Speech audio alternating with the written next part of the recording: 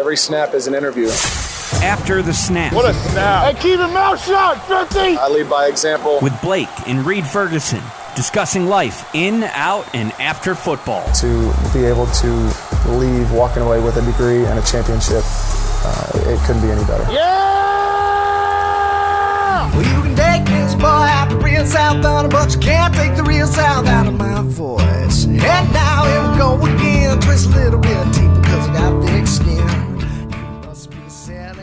What is up, beautiful people? Blake here, joined by nobody this week.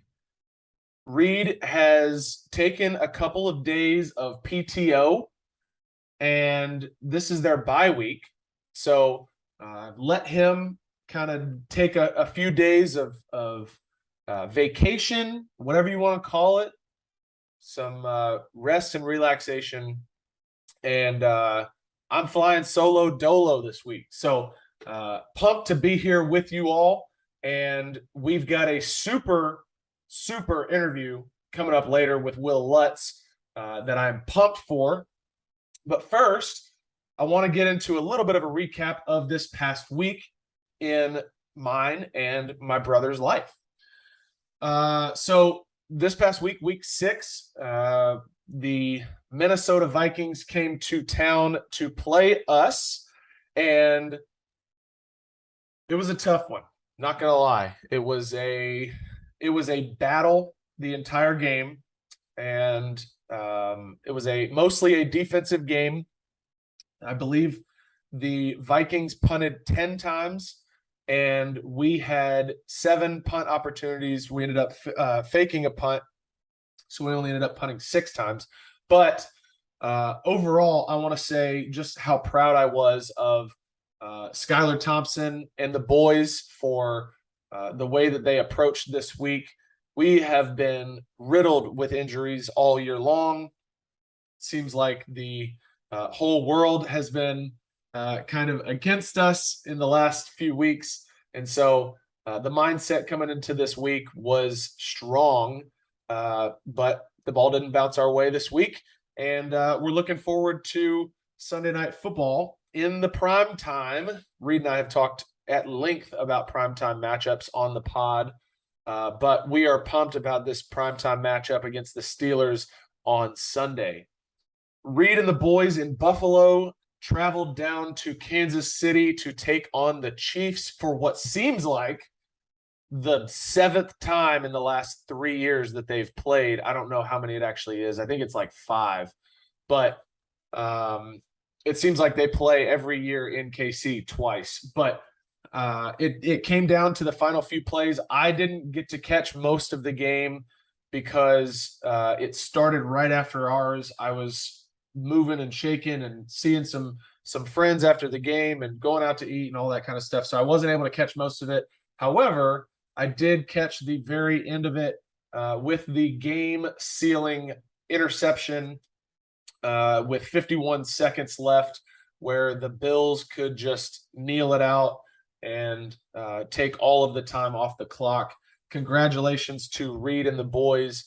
They are on a bye week, like I said, this week, but they're back up next week against the Green Bay Packers, which is actually going to be part of a really cool story. So I can't remember if I've mentioned it before on this pod yet, but what we are trying to work out right now for not this upcoming weekend, but next weekend, is the Dolphins play a 1:00 game in Detroit, Michigan against the Lions.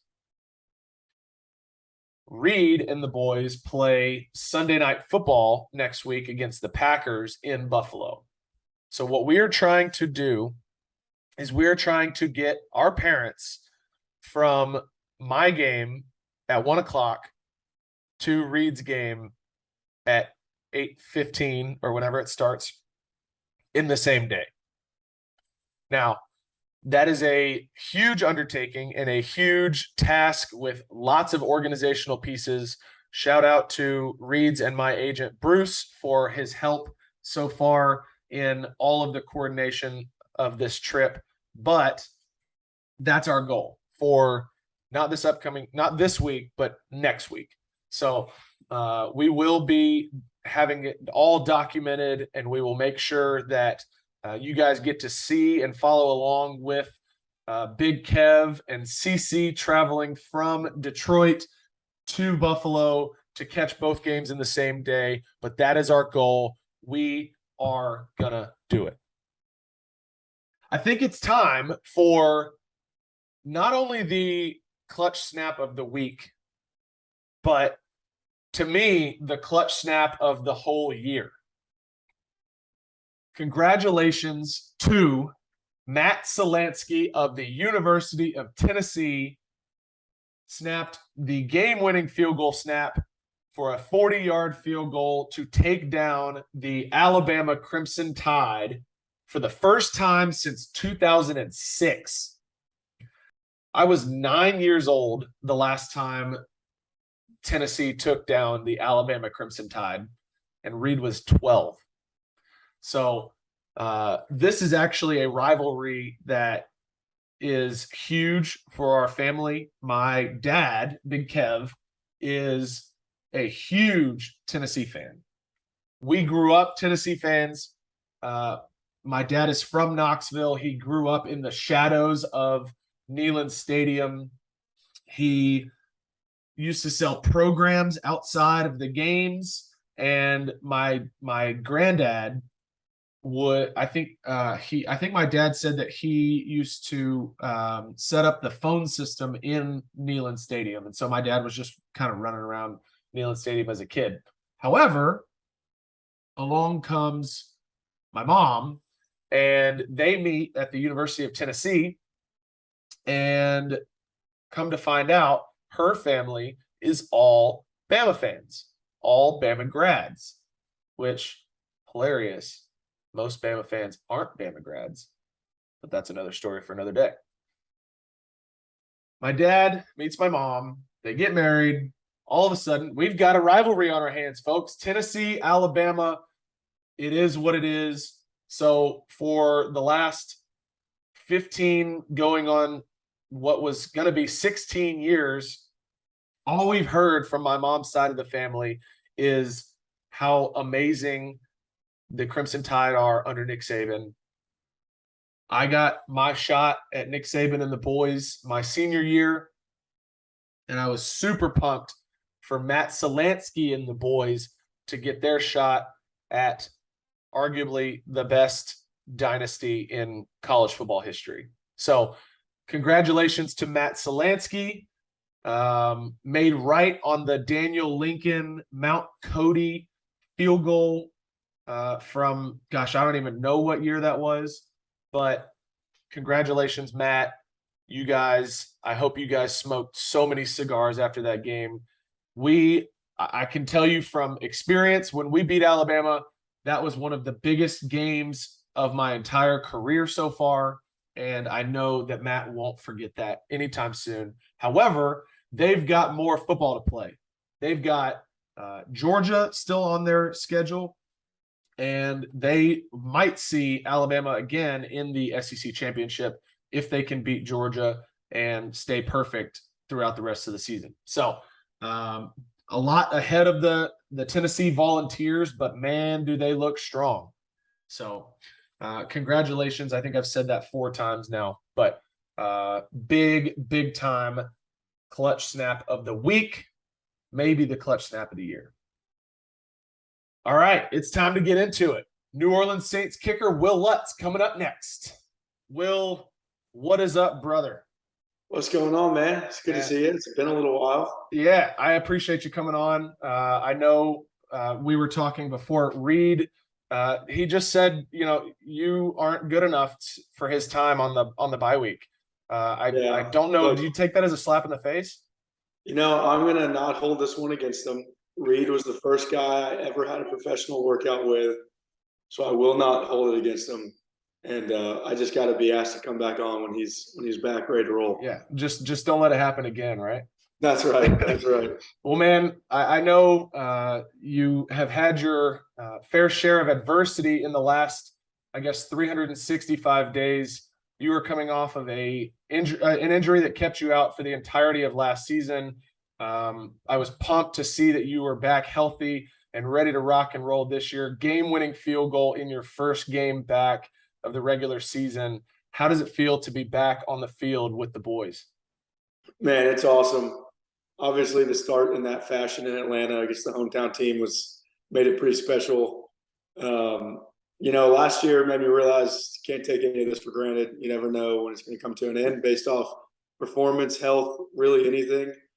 I mean, this league can hit you like a brick wall. So, man, this year I'm just having fun. I'm really enjoying it, and I'm taking it day by day. Because was there any kind of silver lining in the injury last year? I know you probably got to spend more time with your family. What are some things that maybe you got to appreciate during that time where you maybe weren't at football every day? Yeah, or you weren't in the building as long every day, I guess would be my question. Yeah, the cliche way to put it is it puts everything into perspective.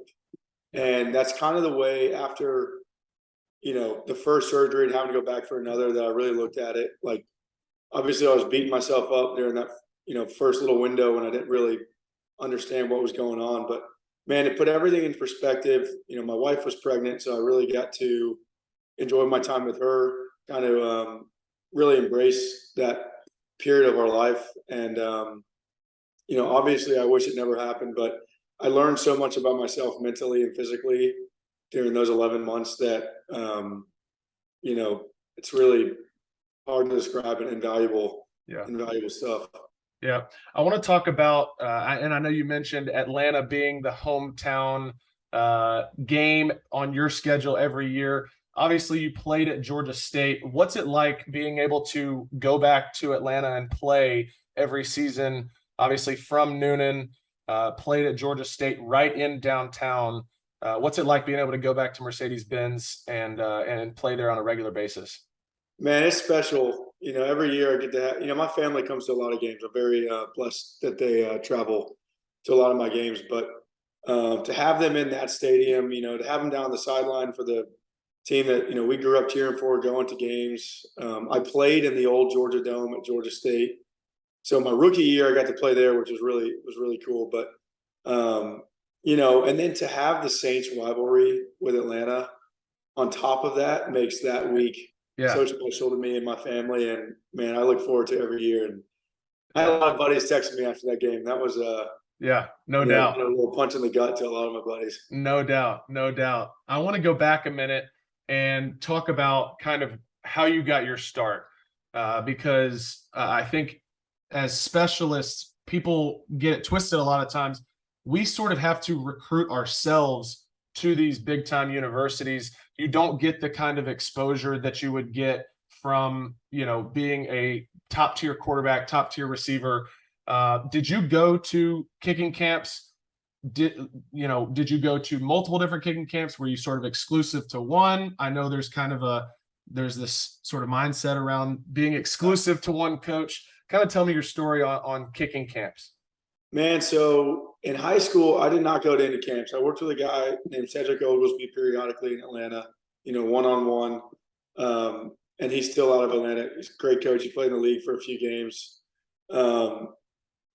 But man, I remember like it was yesterday, my dad and I were burning CDs off our computers, packing them into little yellow envelopes and sending them to every school. Dude, I can remember dropping those off for my brother at the post office.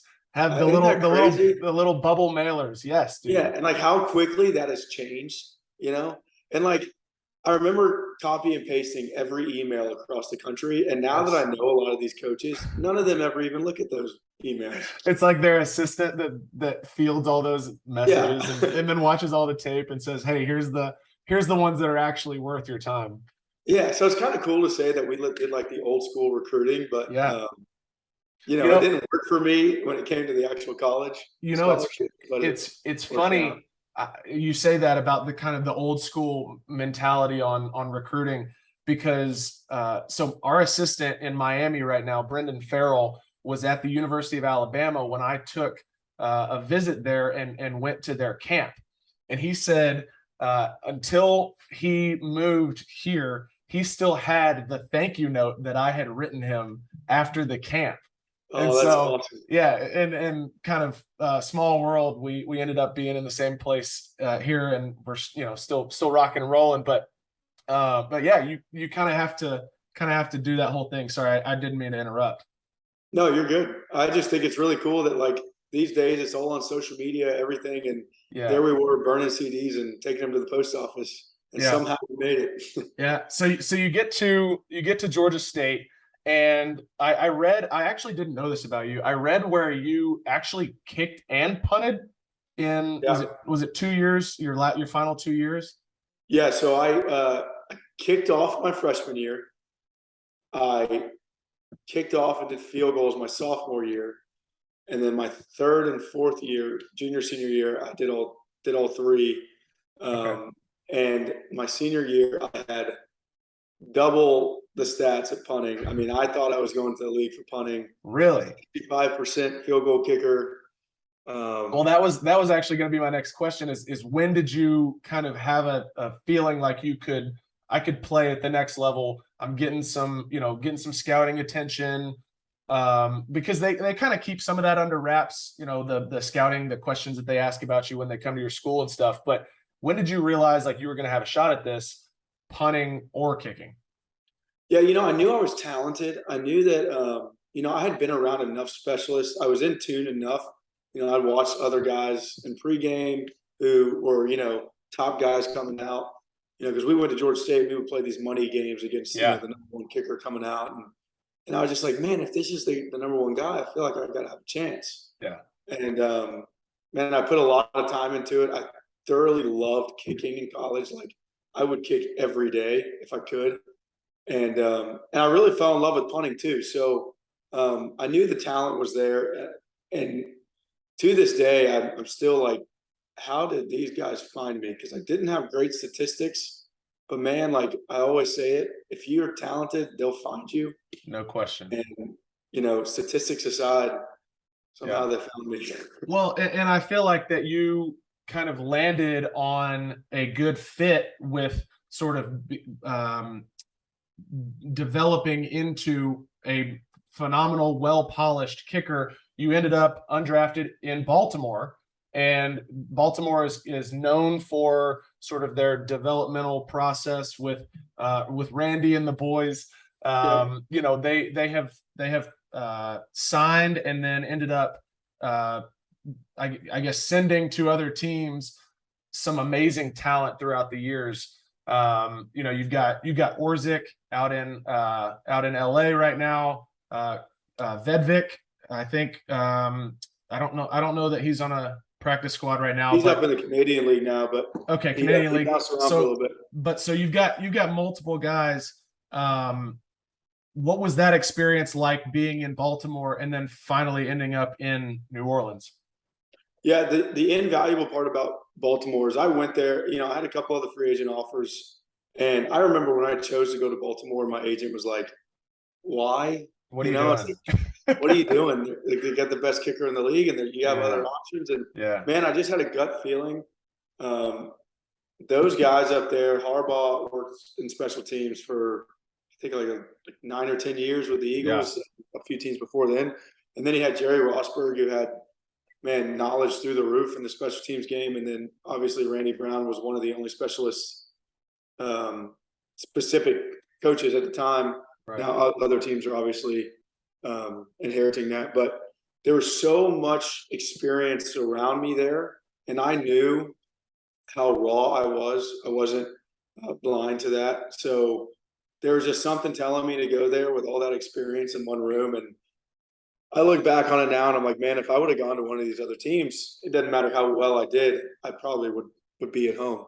So that decision and that, 6 months with those guys was, man, it's changed my life. So then you end up, 2 weeks later, you're in New Orleans, if that. Yeah, man, that was back when they did the 75-man roster cuts the last time, and I got released on Tuesday. I went home and did laundry for the Georgia State football team. Oh my gosh! I got to finish some classes, and then New Orleans played Baltimore on Thursday, And Okay. Harbaugh told me the whole week, hey, we're going to talk to them. We're going to get you down there. And I remember watching that game and just thinking like, oh my God, this would be crazy. I'm playing there in a couple of days. And sure enough, they put me on a flight the next day. It's crazy. That's freaking awesome. So you go down there and you're quickly immersed into the world of a specialist room with Thomas Morstead, who Yeah. had some he had an outstanding career in New Orleans, some outstanding years, obviously been to the Pro Bowl. How did he help you as a young player? You were a rookie. Obviously you had spent time with Tuck and Sam and the guys in Baltimore, and I'm sure they obviously gave you some wisdom, but how was Thomas able to do the same? Look, Thomas is one of my best friends, so I'm not biased. I'm not trying to be biased when I, explain my time with him. But man, I don't know. My rookie year started so. Man, I got thrown in the fire quick. 61-yard in my first ever game, missed it. Yeah. I don't know if I would have made it out of that little 4-game start I had if I didn't have Thomas as a teammate. And he's so good at keeping you level-headed in the best way.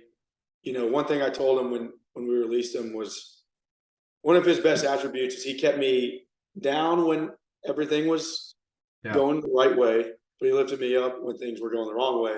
No question. And man, I'll just never forget. He put his arm around me. It's like week 5 or 6 my rookie year. I just thought I was getting released, and he was like, "Man, just keep your head down and keep working. You're going to be here longer than I will." And I took that to heart. I think Thomas sees talent. He's a model human being.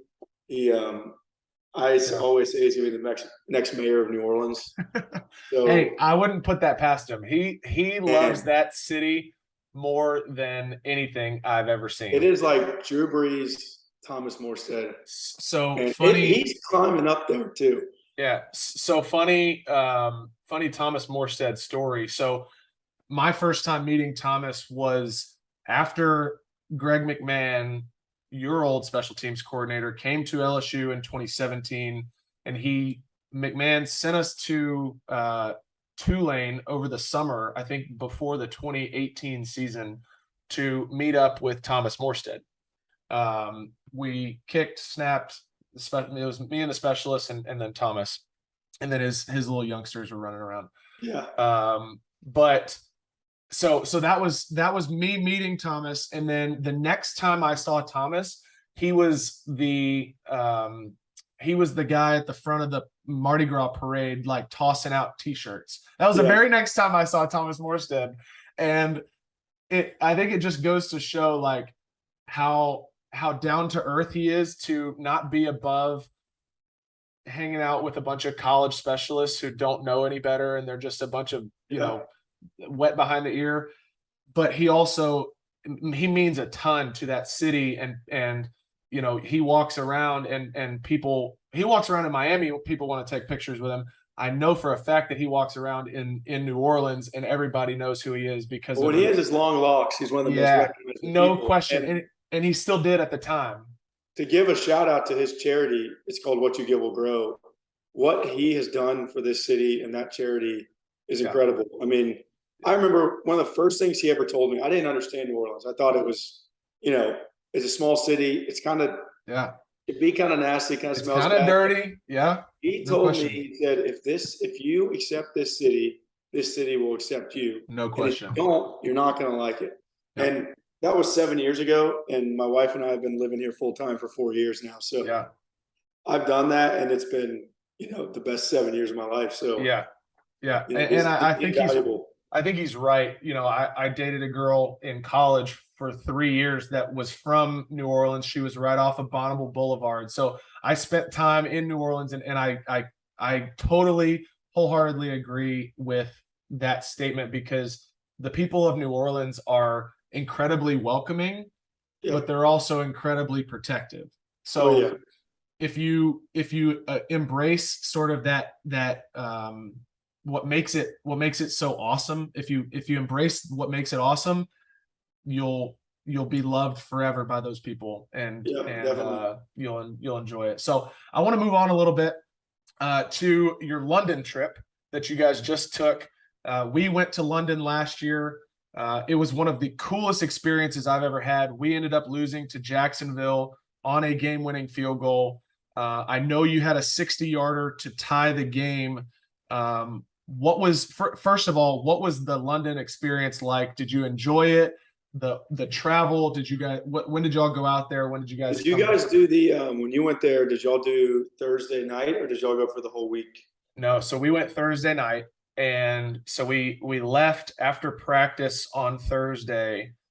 Went right to the airport, took a melatonin, slept on the flight, woke up, went straight to meetings in London. We went straight to meetings and straight to the practice field for our Friday jog. I've always been intrigued by that because a lot of teams do it, but and it's all these professional sleep doctors who set the schedule for us. But the 2 times I've done it. We did it in 2017, and then this year we've gone out. We've played Carolina and Charlotte, and we have flown straight to London both times. So it's only a 9-hour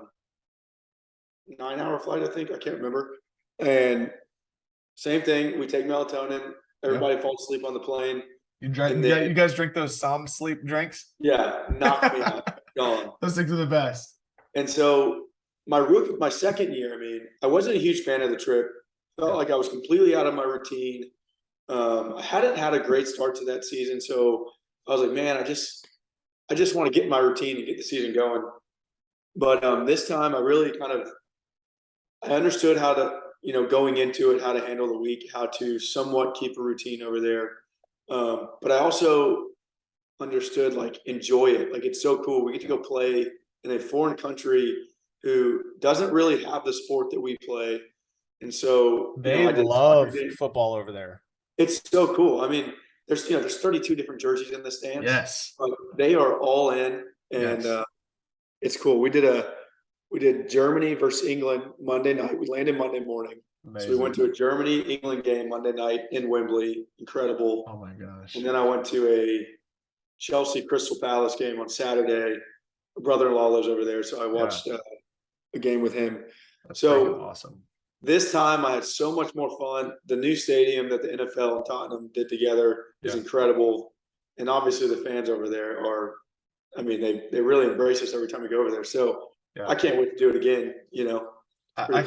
I think I was a little bit naive going into the trip on just how much planning that they have done on the London side of things for the hotel accommodations, the field, and all the different intricacies that you might not think about when it comes to that. But when we got there, and I don't know if it was like this your second year in the league when y'all went the first time, but the hotels that we stay in now have built football fields on their property, on their grounds, for us to practice, and it goes unused the rest of the year. There's two London games.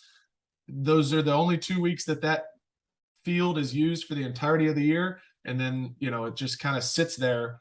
But they did that prior planning, knowing that NFL teams were going to be staying at their hotels. I think it's so cool how much the NFL is investing in trying to create, the fan base over there. Although, they're not, our games for them are super early or super late. So we may not get the TV time we want out of those guys, but they're creating this fan base overseas that, adds value to what we do. And just growing this brand of ours. And it's really cool. It's kind of like getting up at 6 a.m. to watch the Premier League games on Saturday mornings.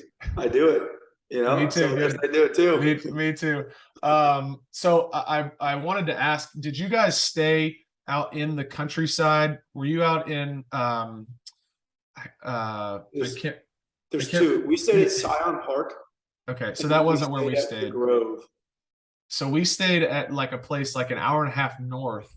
That was it was an old it was a convent back 500 years ago for nuns. And now, now it's it's a Marriott. Haunted stories, dude. It's like a Marriott hotel now, and they have this beautiful golf course and all of this stuff. But were you guys? So is it Scion Park? Is that what you said? Yeah. So both of those places are about an hour out from London. So we were kind of out away from everything, which is probably smart. Yep. But we, you know, like I said, everyone went into the city at least 2 or 3 times. The Grove they had a full football field. Scion Park, when we were there, we bussed over to a rugby field. Oh, nice. But yeah, both great venues. Yeah. So moving on a little bit, you guys are coming off of playing Cincinnati this past week, heading out to Arizona this upcoming Sunday. Sunday, right? Yeah, Thursday. Thursday. Thursday. Yeah, Okay, so time. quick turnaround. I've heard mixed reviews on the field in Arizona, with it being the grass indoors. I've played out there twice, played in the Fiesta Bowl, and then played once out there my rookie year. How do you feel about playing on that kind of surface? I know kickers can be a little bit more particular about their field surface. What are your thoughts there? Personally, I love grass. I love that the ball flies out there a little bit in that thin, dry air. But I mean, yeah, that climate is very easy to grow grass out there. For some reason, that field reminds me a lot of Vegas too. Yeah, it's very tight. I thought the same thing. Cut like a freaking grade 14 green that you're putting on. So I don't really understand why they struggle with it so much, but you go out there in warmups and it's pristine as can be. And 5 minutes into warmups, it's half dirt. Yeah. So it's a little frustrating, but I think unfortunately Harrison Butker got hurt out there this year, started his ankle issues. So obviously I've kind of checked in on some film, watching guys kick out there, but I played out there in 16. I wear studs anytime I'm on grass just because I plant so hard. So, I don't really mind it, but yeah, I don't really understand why they struggle so hard to keep that field in good shape. Yeah, when we played out there in 2018 in the Fiesta Bowl, our opening kickoff of the game, our kicker went to plant and slipped and fell completely on his butt. He was not wearing studs. He was wearing his he's wearing his soccer cleats, but he quickly changed his left foot because he literally slipped and barely got the ball off the tee.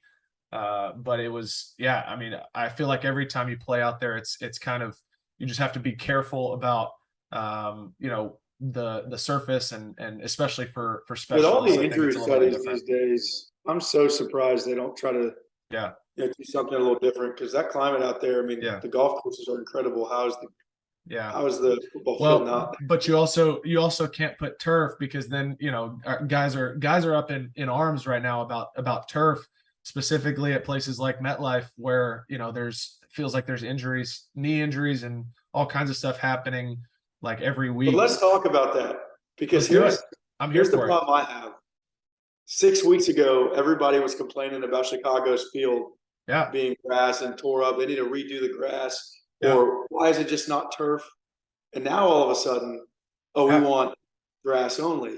Yeah, I feel like every year you cannot have your cake and eat it too. Because you can't make everyone happy. Yeah, and I think if you look at the statistics, I think it's overwhelmingly in favor of grass over turf because of the injury stats. I'm assuming there's just more money involved with grass that teams don't want to commit to the year-round maintenance. But my honest opinion is every stadium should be a dome, and I'm not getting that anytime soon. I don't disagree with that, honestly. I do not disagree with that. However, I think Buffalo fans and Reed would be great to chime in here if he wasn't off taking vacation. I think Buffalo fans would probably riot if they put a dome on their new stadium that they're going to get. Yeah, well, maybe we'll let Buffalo have it. I never play them, so they can keep their indoor stadium. I was hoping because we played Minnesota this past week. I was hoping that was going to be an away game, because I wanted to go to their stadium. I've heard it's just immaculate up there. Incredible. It's really cool. I got to play there the first year it was open. Yeah, that's a cool stadium. So the last thing I want to cover with you before we get into a couple of what we call short snaps, new baby born in April, Mr. Owen. Congratulations, first off. What have you learned? What's new in the world of Daddy Lutz? Man, I've learned everything, and everything is new. I mean, it's funny. People try to give you advice before a baby's born. You're like, oh yeah, okay, I got it. And then the day that baby is born and the sliding doors open to the real world, you're like, oh my God, they're letting me leave with this thing. Like, you're letting me have this right now. So it has been. I'll say this: it's been incredible watching my wife be a mom. It's just like they are superhumans, and I've still got we both have so much to learn, but man, there's nothing like it. And everyone told me that before I was born, and I said, they say you're gonna love them, like no, blah blah blah, and I'm like, okay, we'll see. And then second that baby comes out, it's like your whole life changes. Yeah. Well, I saw your Instagram post about his first time being able to come to your game. What was that like? I mean, that had to be such a cool moment for you. Yeah, man. My wife was lucky enough to get invited to a teammate suite. And so we're like, hey, if you're going to go into a suite, let's get Owen to his first game. And it's a little quieter up there. So to get them on the sidelines for that is like everything I've dreamed of. I've told my wife when we first got married, I was like, I want a kid early enough that they can comprehend what I do for a living, that they can come to my game. Because, Morstead used to always run to the stands and like hug all 7 of his kids. Dude, I see it every week. I saw it 2 days ago. Like, man, I want that, So to finally be able to go over to the sideline and hold them there in pregame was like chilling. It's so cool. Yeah, that's pretty awesome. And I know that her being in the suite was obviously a little bit of a extra level of comfort for her. Reed and Erica struggled with being up in Buffalo in the harsh conditions. So most of the games that I think pretty much all the games that Blakely went to last season and then what will be this season will be in the suite out of the elements and the loud noises. Yeah. So all right, I want to get into a couple of, we call them short snaps. We ask everybody that comes on our pod these questions. They're just a couple of fun little questions just to get to know Will Lutz. Okay. So first one would be, what is your favorite away stadium that you've played in your career?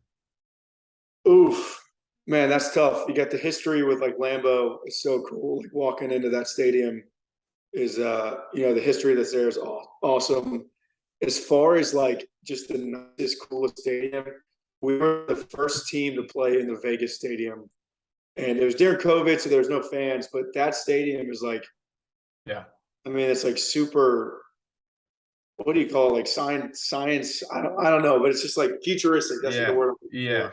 Dude, go with that stadium. That locker room, that away locker room is like anybody's home locker room. It is immaculate. Yeah, it's incredible. They did a great job. We've played there twice. We played there my rookie year. It was that first year. It was open. There was nobody there. And then last year we played there again. Trivia question that one day you're going to hear 20 years down the road. Who scored the first points in Vegas Stadium? Had to be Will Lutz. Me. Let's go. Write that down. We kicked the field goal on the opening drive of the game in the first ever game there. Amazing. I'm carrying that with me. That's going to be something that, people who are listening to this podcast will hear in a pizza night trivia 20 years from now. And they're going to be like, I'm so glad that I listened to that podcast. Yeah. All right. Least favorite away stadium? Chicago. My percentage is very low there. And both times I've played there, it's been 25-mile-per-hour winds. And no bueno. Yeah, we played there in the preseason last year. It was a little bit windy, but we play there again here in a couple weeks this season. And I anticipated being a little more windy than it was in August of last year. We play in Pittsburgh this year, and so that'll be a rival. We'll see. Yeah. That'll be close. Halftime snack. What do you eat? PB&J. Okay. Well, I'm so glad that you said that, because the next question that I had for you is actually a question that we curated from Reed's experience last year in KC, Sunday Night Football. They're playing. They get a halftime like extra long rain delay. So they're sitting there eating their PB&Js, and Reed and some of the guys mentioned that the sandwiches have too much peanut butter. It's like too much peanut butter sticking to the roof of my mouth. No such thing. My question to you is, what is your PB&J ratio? So hefty peanut butter because it's filling. Okay. But I would say ratio 80-20, and that might be an unpopular opinion. Holy moly. But I want the flavor of the grape jelly. I go grape. We have choice strawberry or grape. Yep. I go grape, and I want to stuff that thing with peanut butter because that's filling, and we got about 2.5 more hours. Yeah, you got some of the healthy fats that are just going to kind of not spike your spike sugar. It'll be kind of a slow. Exactly. So Reed 80-20. No ifs, ands, or buts about it. Dude, I think Reed is like 65-35 peanut butter, maybe 60-40. I'm like 50-50. I have to, like, if it's sticking to the roof of my mouth, dude, I can't eat it. I cannot eat it. But I'm a big Smucker's Uncrustable guy. Oh, they're the best. I could eat those. Like they're in our weight room right next to our indoor facility. And so like when I go in there to warm up for practice, I'm just like shoving them. Pound 3 of them. Yeah. Pre-practice. All right. Last 2 questions. What is your pregame playlist? Ooh, I like to start out with like some John Mayer, kind of soft, easy music just to kind of stay chill. Then I kind of bump it up to a little Kygo. Okay. Kygo, Avicii, that kind of music. Beautiful. Nothing too headbanging. Just keep me in a good mood. Put a little country music on before going into the stadium. Yeah, love that. And then the last question, not sure why it's on here, but we ask it every week. Is a hot dog a sandwich? That is the problem. Is I don't really eat hot dogs. Okay. But do you eat bratwurst? Do you eat like? I do like bratwurst, and by definition, you got 2 buns and some type of processed meat in the middle of it. I mean, if that's not a sandwich, I don't know what we've been doing our whole lives. Okay. So I gotta say it's a sandwich because I think it literally is in the definition, but I'm not sure where people say it's not a sandwich. Yeah. I guess my follow-up to that would be, if it's not a sandwich, then is it a taco? Is a hot dog a taco? Because it's, well, the point to that could be it's one, but if you break your bun, does it become a sandwich?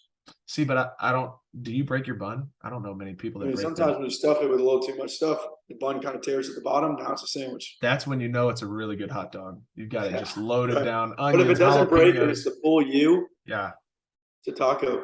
Love it. Never heard that one, but I'm on board. Hot dogs or tacos. Heard it here first. Will, thanks for joining us, man. This has been so much fun. Really appreciate your time. Man, thanks for having me on. And Reed, we missed you. I wish we were playing one of you guys this year, but I don't get either Ferguson's. So maybe next year. We'll work it out. Later. Well, another big thank you to Will for joining us on the pod this week. Obviously, I've known him for several years, but getting to hear his story and what motivates him and what makes him who he is a little bit of a deeper understanding into somebody's life. And I certainly enjoyed it. I hope that you listeners did as well.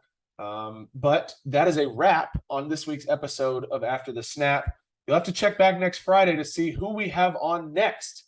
But as always, this has been After the Snap, tales from 2 brothers who live life upside down.